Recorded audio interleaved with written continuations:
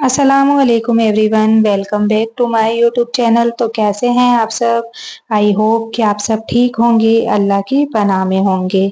तो आज एक ऐसा किस्सा मैं आप लोगों को सुनाने जा रही हूँ जिसे सोचकर इंसान का दिल कांप उठता है, आंखों से आंसू बहने लगते हैं और दिल की गहराइयों से सुभान अल्लाह निकल पड़ता है। ये है अल्लाह के एक प्यारे नबी हजरत यूनुस अलैहिस्सलाम की कहानी।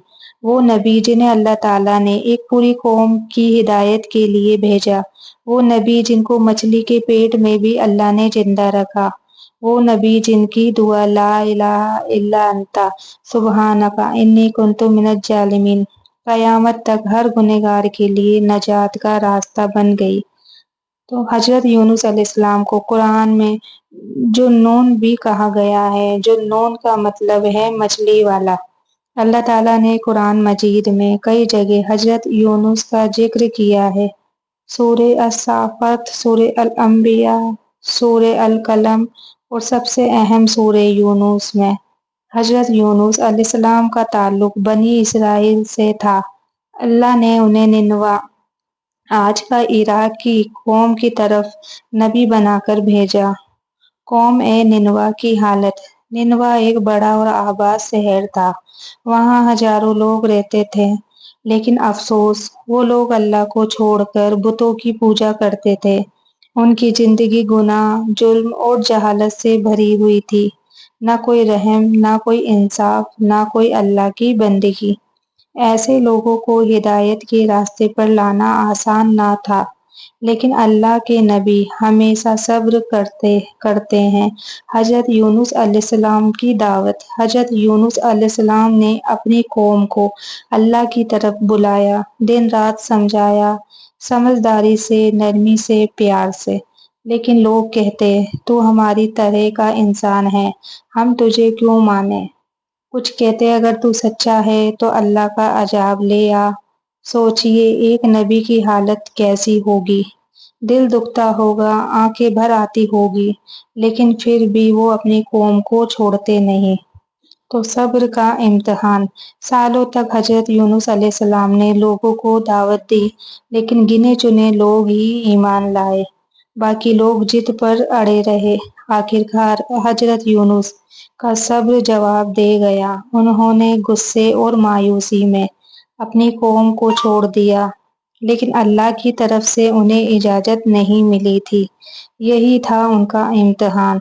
जहाज और तूफान का वाक़िया। हजरत यूनुस अलैहिस्सलाम समुंदर के किनारे पहुंचे और एक जहाज में सवार हो गए। सफर शुरू हुआ, लेकिन बीच समुंदर में तूफान आ गया। लहरें इतनी ऊंची थी कि जहाज डूबने लगा। लोगों ने कहा किसी गुनहगार की वजह से ये मुसीबत आई है।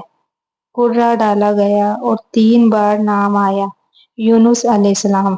हजरत यूनुस समझ गए कि अल्लाह का फैसला है। वो समुंदर में कूद गए। अल्लाह का हुक्म हुआ, एक बहुत बड़ी मछली ने हजरत यूनुस अलैहिस्सलाम को निगल लिया। लेकिन अल्लाह ने मछली से कहा, उसे मत खाना, मत चबाना, बस उसके लिए एक घर बना देना। सोचिए अंधेरा ही अंधेरा, ऊपर समुंदर का अंधेरा, उसके ऊपर रात का अंधेरा और अंदर मछली का अंधेरा। उस वक्त यूनुस अलैहिस्सलाम ने क्या किया? उन्होंने सजदा किया और अल्लाह से तौबा की। हजरत यूनुस अलैहिस्सलाम की दुआ। वो रोते और गिड़गिड़ाते हुए हुए कहते रहे, ला इलाहा इल्ला अंता सुब्हानका इन्नी कुन्तु मिनज जालिमीन। यानी तेरे सिवा कोई माबूद नहीं, तू पाक है, मैंने ही अपने ऊपर जुल्म किया। ये दुआ इतनी ताकतवर थी कि अल्लाह ने उनकी तौबा कबूल कर ली। कुरान कहता है अगर यूनुस अलैहिस्सलाम तस्बीह ना करते तो वो कयामत तक मछली के पेट में रहते। तो अल्लाह ने मछली को हुक्म दिया, यूनुस को किनारे पर निकाल दो। जब वो किनारे पर आए, उनका जिस्म बीमार और कमजोर हो चुका था। अल्लाह ने उनके लिए कद्दू का पौधा उगाया, जिससे उन्हें साया और खुराक मिली। फिर जब यूनुस अलैहिस्सलाम तंदुरुस्त हुए, तो अल्लाह ताला ने उन्हें दोबारा निनवा की कौम की तरफ भेजा। اس بار جب یونس علیہ السلام اپنی قوم میں لوٹے تو سب ایمان لا چکے تھے، کیونکہ جب انہوں نے یونس علیہ السلام کو چھوڑتے دیکھا تھا تو ان پر عذاب کے نشان آنے لگے تھے۔ آسمان پر کالی گھٹائیں چھا گئی، بجلی گڑگڑائی، زمین ہل گئی۔ تب انہیں سمجھ آیا کہ سچائی وہی ہے جو یونس علیہ السلام کہتے تھے، تو انہوں نے ان سب نے مل کر اللہ سے توبہ کی اور اللہ نے انہیں معاف کر دیا۔ تو بھائیوں اور بہنوں، یونس علیہ السلام کی یہ دعا قیامت تک مسلمانوں کے لیے نجات کا ذریعہ ہے۔ جو بھی مصیبت، پریشانی، تنگی یا گناہ میں پھنسا ہو، اگر وہ اس دعا کو دل سے پڑھ لے تو اللہ اس کی دعا قبول کرتا ہے۔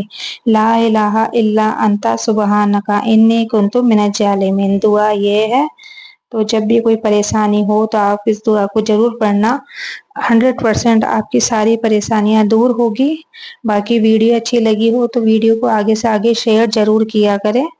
اور آج کے لیے اتنا ہی، ملتے ہیں اگلی ویڈیو میں، تب تک کے لیے اللہ حافظ۔ دعاؤں میں یاد رکھنا اور آپ لوگ اپنا خیال رکھنا۔